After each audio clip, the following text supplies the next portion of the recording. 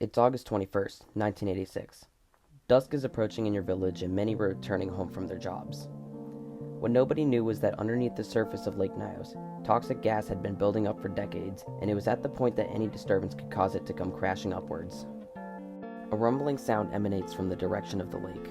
Suddenly it becomes impossible to breathe, as if all the air just disappeared.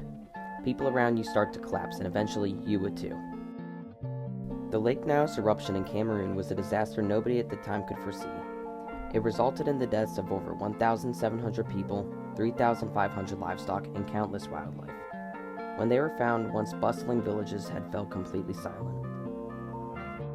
Many people lost their lives due to a rare and deadly natural disaster known as a limnic eruption, something only possible with the region's unique geology. Nyos was positioned over an active magma chamber which slowly released tiny bubbles of carbon dioxide through the cracks in the rock. For many years, carbon dioxide dissolved into the lower levels of the lake, building up many tons of gas. The trigger for the sudden release of gas is still unknown, but it was likely a tremor or landslide into the lake.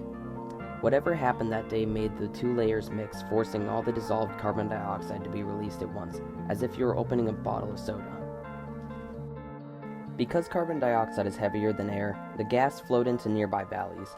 The lack of oxygen had an instant and devastating effect on all who were unlucky enough to be caught in the 50-meter high cloud of CO2, suffocating anyone in its path. This tragic disaster had no warning, and soon after measures were taken to prevent this from happening again. Several tools were installed, such as degassing pipes, allowing the dangerous gas to slowly bubble up from the deep waters.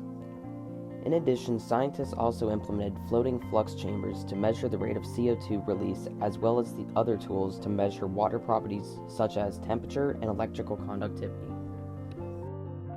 Lake Nyos is one of only 3 known saturated lakes, and while the lives lost cannot be brought back, the knowledge can hopefully prevent other deadly limnic eruptions in the future.